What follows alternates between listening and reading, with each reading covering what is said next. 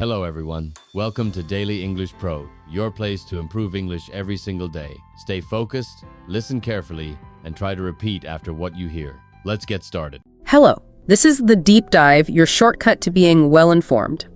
Today, we're embarking on a deep dive into a topic that's, well, it's not only fundamental to just about everyone's life, learning, growing, but it's also super critical if you're tackling major English tests, especially something like the IELTS. We're talking about education and student life. That's right. It's a huge area and incredibly relevant. I mean, it touches everyone, doesn't it? Whether you're a student now or thinking back to your school days, maybe you're a parent involved in your kid's education.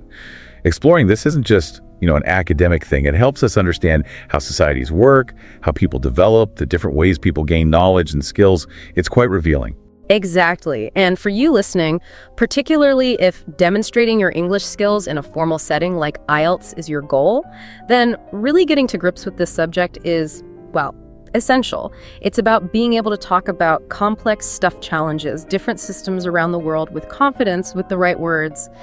So our mission today is to really dive deep. We want to unpack the core ideas, the common hurdles, the global perspectives on education and student life. We'll use the insights we have to equip you. We want you to walk away with the specific vocabulary, relevant examples, the kind of analytical thinking you need to feel ready, whether it's an essay, a speaking prompt, or understanding a reading or listening passage. Yeah, think of it as building your toolkit, getting the vocabulary down, but also getting a more nuanced view. Because education isn't just one thing, is it? It's complex, it's always changing, and it looks very different depending on where you are. Understanding these layers, these structures and philosophies is not just test prep. It really gives you a richer appreciation for this massive part of life. Agreed. So let's start with the basics, maybe. The architecture of these learning systems. Because understanding how education is actually structured feels like the right place to begin. Definitely. And the first big point is, these systems are really not the same everywhere. Not at all. They reflect deliberate choices countries make about their culture, their economy, their social priorities. Recognizing these differences in structure is a fundamental context. Right. So typically the journey kicks off with primary and secondary education. This is the foundation stage for most people, covering, say, ages 5 up to about 18.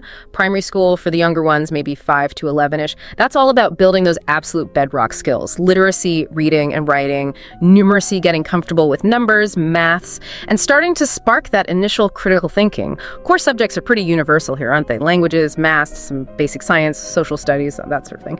But how kids move through these years, the milestones, that can vary a lot. Precisely. Let's look at some examples. The UK system, for instance, it organizes the primary years into key stages. Key stage 1, key stage 2. Then students move into secondary, and around age 16, they hit these major public exams, like the GCSEs. That's a big checkpoint. Okay. Compare that to the US system.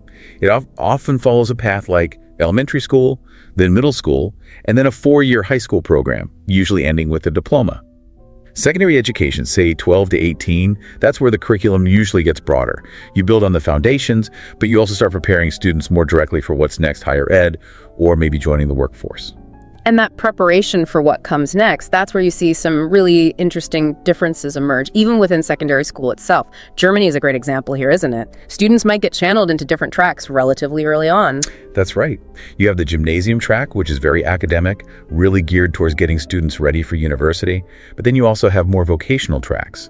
These focus much more on practical skills, preparing students directly for trades or technical careers. So that structure itself reflects different societal ideas about what secondary school is for, right? Is the main goal university prep for everyone, or is it about providing several different but equally valued paths? Exactly. And understanding these structural comparisons is gold for assessments. Imagine an IELTS writing task 2 asking you to compare the pros and cons of early specialization versus a system where everyone follows a more similar path for longer. To answer that well, you need to know how these systems actually work. You could, for instance, contrast a system like Japan's, often seen as very rigorous, exam-driven, leading to high scores but maybe also high stress, with Finland's system, which gets a lot of praise for being more student-centered. It values teacher autonomy and defines learning more broadly than just test results. That's a really stark contrast, and yeah, perfect for analysis. You'd want to use specific terms there. Things like curriculum, standardized testing, the underlying pedagogical approach, the method of teaching. And comparing them, you'd use connecting words like whereas or in contrast. So you might say something like, Japan's focus on standardized testing drives high academic results, whereas Finland's more flexible curriculum and different pedagogical approach perhaps prioritizes holistic development and maybe reduces student pressure. And this vocabulary isn't just for writing. Yeah. In the speaking test, if you're asked about your own education, using terms like your formative years for primary school, or describing your country's overall educational framework, it just adds a layer of precision. It shows you can think about education structurally, not just personally. It really does elevate how you talk about it. Maybe take a second now, if you're listening. Think about your own primary and secondary school. How would you describe its structure using some of these words? What were the main stages, the key subjects? Good exercise. Yeah. Okay, so moving beyond secondary school. For many people, the next big step is higher education. This is the realm of universities, colleges, specialized professional institutes. Here, students pursue degrees, bachelor's, master's, doctorates, going much deeper into specific fields: engineering, medicine, law, humanities, arts, the whole spectrum. And universities, they're centers of advanced learning specialization, but they also bring a major global challenge, particularly around cost. The rising price tag of tuition fees and just the general cost of living for students is a massive barrier for so many people. You see these figures. Some private universities in the US, tuition alone can be over $50,000 a year, and that's before rent, books, food. It's a huge hurdle, and it directly impacts access to education and equity. On the flip side, you have countries like Germany. They have a policy of offering higher education essentially for free or at very low cost, even for international students. Now, that's not just generosity, it's partly a strategy, right? To attract global talent, fill skilled jobs. But this big difference in funding models really highlights different societal views. Is education a private investment you pay for, or a public good the state supports? And this whole debate, cost access funding, comes up constantly in assessments. Yeah. You might get a reading passage analyzing university enrollment trends or different funding models. You'd need to pick out data, understand different viewpoints. Listening tasks could easily involve students talking about applying for financial aid, understanding loan terms, or remembering scholarship deadlines. It's everywhere. And it's a classic writing task 2 essay topic. Something like, should higher education be free for all? To tackle that effectively, you need a balanced argument. You absolutely discuss the benefits, promoting equal opportunities, breaking down socioeconomic barriers, maybe creating a more skilled workforce for the economy. But you also have to grapple with the challenges, the huge cost to the government, potential worries about maintaining quality if resources are stretched thin, maybe even the argument that making it free could devalue it somehow. This is where that specific vocabulary is crucial. Words like tuition fees, access to education, socioeconomic barriers, subsidizing education. Your conclusion could offer a more nuanced view, maybe suggesting tiered systems free or heavily subsidized for lower income students, or perhaps exploring other innovative funding ideas beyond just full state funding or high fees. Exactly. Showing you understand those different angles is key. And in speaking, if you're asked about a memorable university experience, maybe describe a challenging research project. You could use terms like academic rigor, mention how important the campus facilities like labs or libraries were, and explain how the whole thing broadened your perspective on your subject. Absolutely. Using the right language captures the specific nature of that higher ed experience. Now, it's also really important to remember that the path after secondary school isn't always university. Vocational training, apprenticeships, and increasingly, online learning. These are super important alternatives. Precisely. These routes often have a strong focus on practical, hands-on skills that are directly applicable to specific jobs. Think electricians, plumbers, IT support technicians, nursing assistants, chefs. Some countries have really strong systems to this. Australia's TAFE institutes, for example, offer a huge range of vocational courses that are really well regarded by employers. And the rise of online platforms, Coursera, edX, specialist skill platforms, has just blown open access to learning, hasn't it?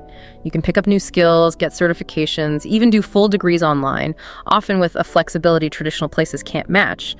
The pandemic really highlighted this, but the trend was already strong. Definitely. And you could easily encounter these alternatives in the tests. A listening task might feature two people debating whether to go to university or do an apprenticeship, weighing up the pros and cons. Or a writing task, too, could ask you to compare the value of vocational versus academic education in today's job market. Yeah, and you'd need to discuss things like immediate employability and the hands-on training from vocational routes versus maybe the broader career options or long-term adaptability that an academic degree might offer. You'd be using terms like career-oriented skills, skill acquisition, practical expertise, industry-relevant training. Quick tip for writing task 1, 2. If you get a chart showing, say, employment rates for academic versus vocational grads, being able to summarize that data using phrases like graduates with practical expertise showed higher initial employability is really effective. It really drives home that there are multiple valid pathways to success and contribution, and understanding how different societies value these pathways is key. Absolutely.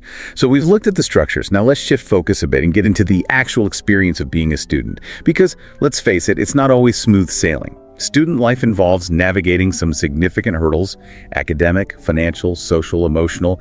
And these challenges, they're very common topics in assessments, often requiring you to analyze causes, effects, and possible solutions. Let's start with one that feels almost universal these days: academic pressure.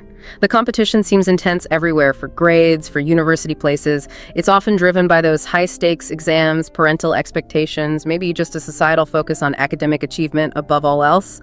Plus, the sheer academic workload can be immense. A really stark example often cited is South Korea. The pressure there is famously intense. Many students attend Hagwon. These are private after-school academies, often running late into the night, drilling for exams.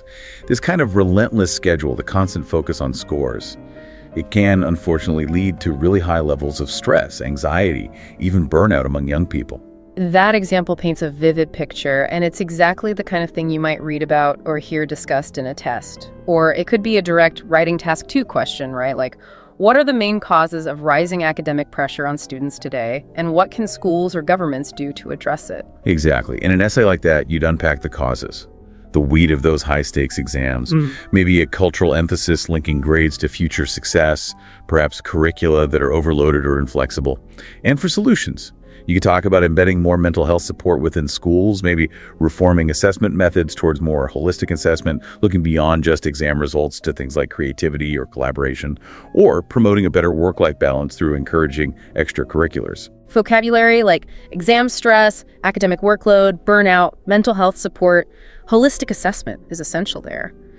And in speaking, if asked how students cope with pressure in your country, you could mention study groups, peer support, maybe counseling services, perhaps adding your own view that more focus on mental health is needed. Then there are the financial roadblocks. We touched on this with higher ed costs, but it's a major source of anxiety.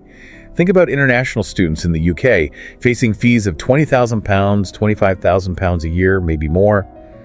Plus the high cost of living in cities like London, it's enormous pressure. Which often means students rely heavily on scholarships if they can get them, or take out substantial student loans, leading to long-term student debt.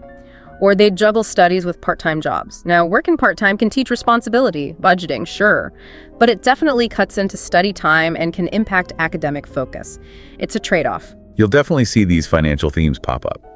Listening tasks about applying for financial aid or grants.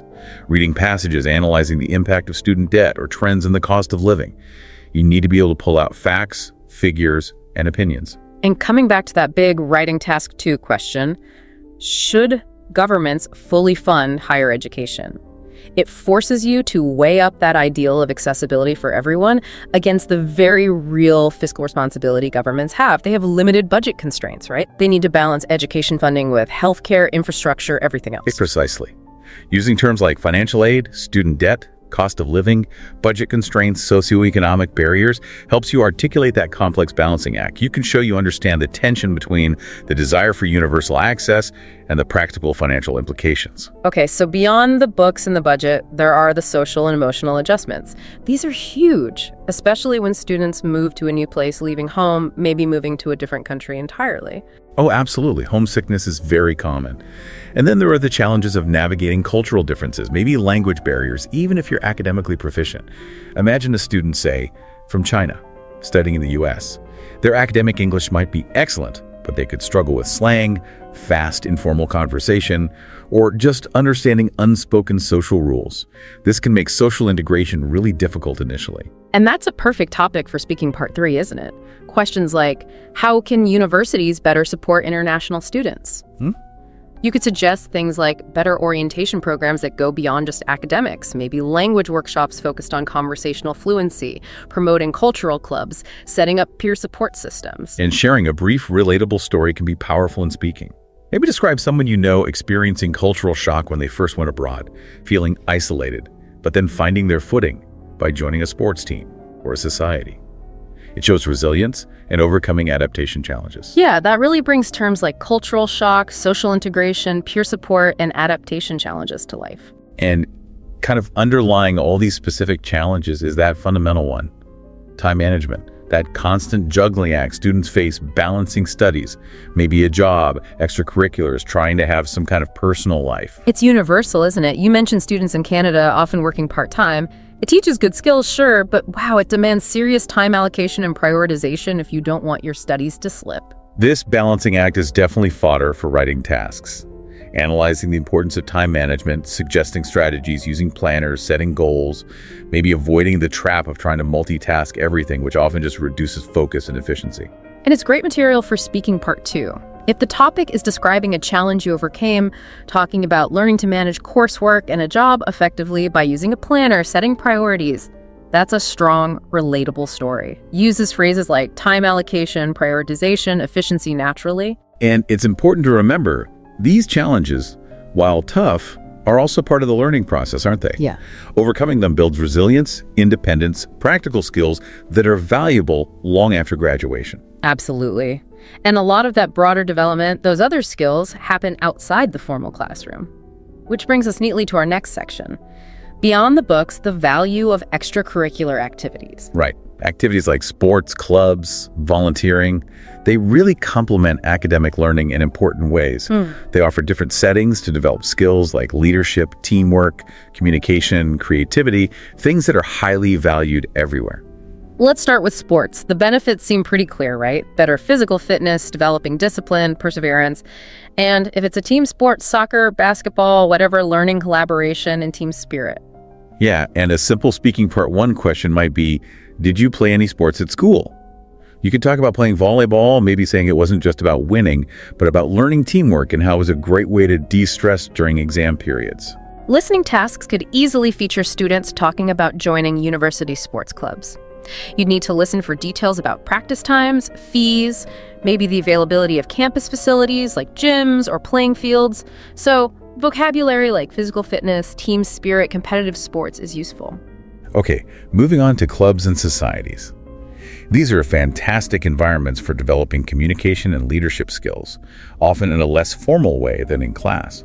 Joining a debate club sharpens your public speaking. A drama society fosters creativity and collaboration. An environmental group encourages community involvement and organizational skills. They offer practical experience, let students explore interests. You might read passages discussing how universities view extracurricular engagement during admissions, or about how student societies are funded. A speaking task might ask if you could join any club at university, what would it be and why? And you could respond by describing, say, wanting to join an environmental club because you're passionate about sustainability. You could explain how it would allow you to collaborate with others, develop your own leadership development skills by organizing events, and engage in positive community involvement. See how those terms fit. Perfectly. Then there's volunteering and community service. Activities like tutoring younger kids, helping at a local charity, participating in neighborhood cleanups. These really foster empathy, social responsibility, a sense of civic duty. This often sparks a debate in writing task 2. Should community service be mandatory for school students? Now you need a balanced view. Argue that making it compulsory could ensure all students experience giving back, instilling civic values, but also acknowledge the counterpoint. Does forcing it undermine the spirit of volunteerism? Does it become just another chore? A good essay point could be arguing for mandatory service as a way to teach responsibility, but stressing that students should have some choice in what they do to ensure it feels meaningful and has a genuine social impact for them. It's worth remembering, though, that while all these activities are great, there's a risk of overcommitment. Taking on too much outside class can lead straight back to those time management issues we talked about. Absolutely. It's a balancing act. In a speaking discussion about managing time, you could even share a personal anecdote, maybe about joining too many clubs initially, seeing grades dip, and then learning the hard way about prioritization and strategic time allocation. Sometimes less is more, right? Definitely. So these activities clearly add huge value to a student's overall growth, providing skills and experiences that are different from, but just as crucial as, academic learning. And speaking of things that are transforming education, we have to talk about technology. Its impact has been enormous, hasn't it? Changing how we teach, learn, access information, bringing amazing opportunities, but also new challenges. Without a doubt. The most obvious change is the explosion of online learning. Platforms like Zoom for classes, resources like Khan Academy, university online portals, they offer incredible flexibility and accessibility. You can learn practically anything from anywhere, often setting your own pace. The shift during the COVID-19 pandemic really threw this into high gear, didn't it? It was like a massive global experiment. It showed the advantages of continuity of learning during lockdowns, global access to lectures, but it also really highlighted the limitations, the lack of face-to-face interaction, challenges keeping students engaged online, worries about fair assessment, and of course the digital divide. Which makes that question, does online learning outperform traditional classroom education? So relevant for writing task 2. An essay on this needs balance. Explore the pros. Self-paced learning, often lower cost, location independence, but you must also tackle the cons. Less social interaction, potential tech problems, and crucially, how it can worsen inequality if students lack reliable internet or devices that digital divide. A strong conclusion might suggest that hybrid models, blending online and face-to-face elements, could be the most effective way forward. Key terms there: e-learning, virtual classrooms, digital accessibility, and that crucial one, digital divide. And it's not just about moving classes online. Technology has brought new educational technology tools into the classroom itself. Interactive whiteboards replacing chalkboards, AI tutors offering personalized practice, learning management systems like Moodle or Blackboard, changing how assignments and grades are handled. Right. You might hear discussions about these tools in listening tasks or read analyses of their effectiveness, so knowing terms like educational technology, interactive learning, digital tools is helpful. But technology isn't a magic bullet. There are potential downsides. Is there a risk of over-reliance? Could easy online searches reduce deep critical thinking if not managed well? And that digital divide issue keeps coming back. Unequal access to tech and the internet creates a huge barrier for some students, potentially making educational inequality even worse. Writing tasks might ask for solutions. You could propose government subsidies for devices or internet for low-income families, or investing in teacher training on digital pedagogy, how to actually use tech effectively and equitably in teaching. In speaking, if asked how tech changed education in your country, you could mention expanded access via online platforms, but maybe point out that rural students often struggled with poor connectivity, stressing the need to improve digital accessibility for everyone. And looking further ahead, the potential impact of things like virtual reality, VR, and artificial intelligence, AI, is just massive. Yeah, VR could offer incredible immersive learning. Imagine history students walking through ancient Rome virtually, or medical students practicing surgery in a simulation.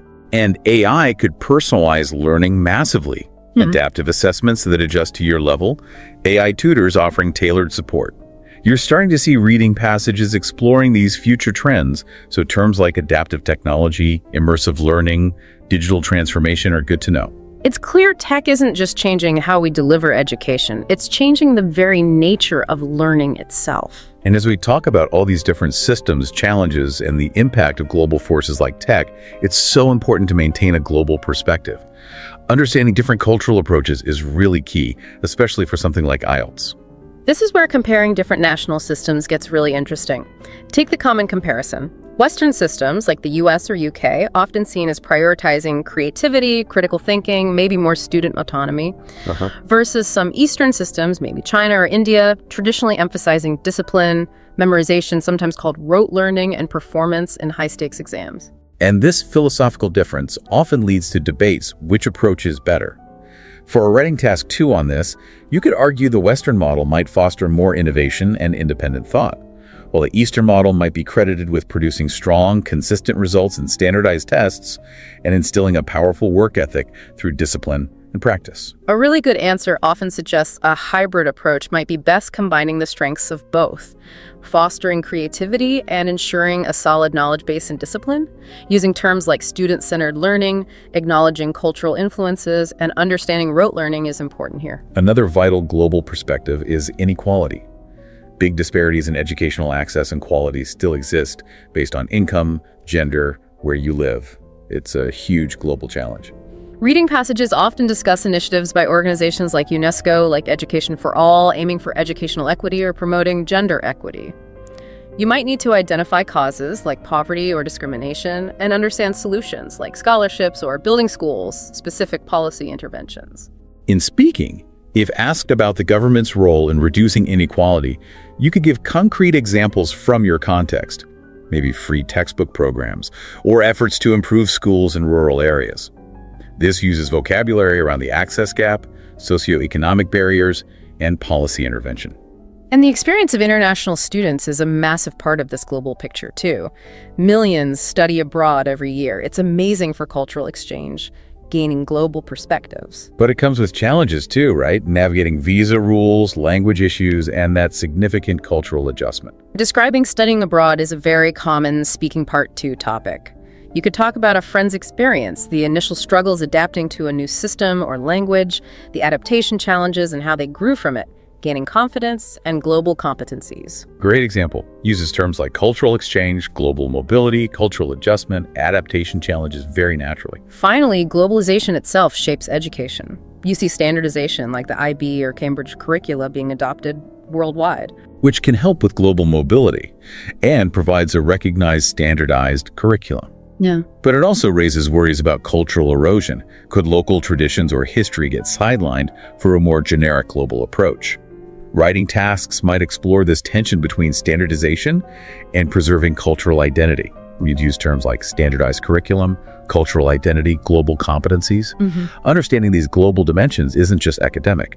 It helps you engage with the complexity of education worldwide and gives you so much more to talk about. Exactly.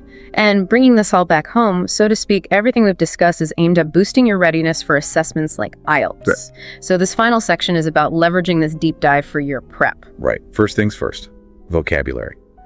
Building your specific word bank for this topic is crucial. We've thrown a lot of terms around. It helps to group them.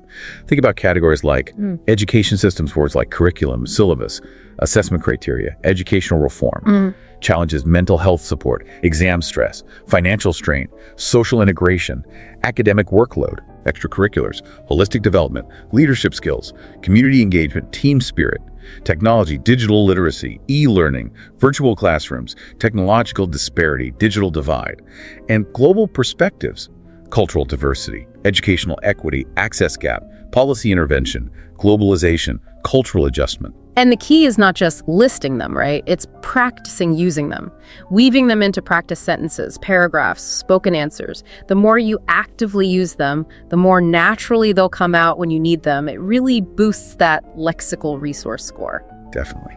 For writing task 2, really review those common question types we mentioned: free education, text role, measuring success, comparing systems. Practice structuring your essays logically. Clear introduction, body paragraphs exploring different sides or causes solutions, and a solid conclusion. And don't forget those linking words. Using things like furthermore, conversely, consequently, in conclusion helps your argument flow. Varying your sentence structures, using some short, some long and complex, also makes your writing more sophisticated. For speaking, practice answering those typical questions. Your own school days, favorite subjects, exam prep, studying abroad. Get comfortable talking about these things. Practice out loud, maybe even record yourself. Work on pronunciation, making your ideas flow coherently. Use natural fillers sparingly if you need to pause, but aim for fluency. Maybe even try incorporating a couple of relevant idioms like hit the books or learn the ropes if it feels natural, can make you sound more idiomatic. With reading and listening, focus your practice on education-themed materials. For reading, practice skimming articles about policy or research to get the main idea quickly. Then practice scanning for specific details, names, dates, stats. For listening, find practice audio like university lectures, campus announcements, student conversations about courses or accommodation. Focus on catching key info, understanding opinions, maybe identifying what's implied but not directly stated. Here's a concrete practice idea. Find a short reading passage on say, educational inequality, maybe 300 words. Try to summarize its main points accurately in just 50 words. Force yourself to use key terms like access gap or policy intervention. It really sharpens comprehension and summary skills. And lastly, time management. It's always critical in time tests. Practice writing essays within the 40 minutes. Practice structuring your speaking answers to fit the time limits, especially that 1-2-minute part 2 talk. Practice moving through reading and listening sections efficiently. Use a timer. Get used to that clock ticking. It really comes down to focused preparation on these themes, building that vocabulary, and actively practicing the specific task types using the language and insights we've covered. That's what builds confidence. So we've certainly covered a lot of ground today. We've gone from the basic structures of education systems through all the challenges students face globally to the value of learning outside the classroom, the huge impact of technology, and why that global perspective is so vital. And understanding all these different facets, it really does more than just prepare you for a test. It genuinely equips you to talk about this incredibly important part of life with more depth and clarity. You become more knowledgeable, more articulate. It really does shape individuals and societies. Which leads to a final thought for you, our listener, to ponder as we finish up. Considering how fast technology is changing everything, especially learning, what do you think the classroom of the future will actually look like? Or maybe, what will it feel like? How might the whole experience of school change in the years ahead? That's a great question to mull over. Lots to think about there. We really hope this deep dive has been useful for you, providing some valuable insights and tools. Thanks for tuning in. If you found this deep dive helpful, please remember to like, share, and subscribe to this YouTube channel. We look forward to our next exploration together.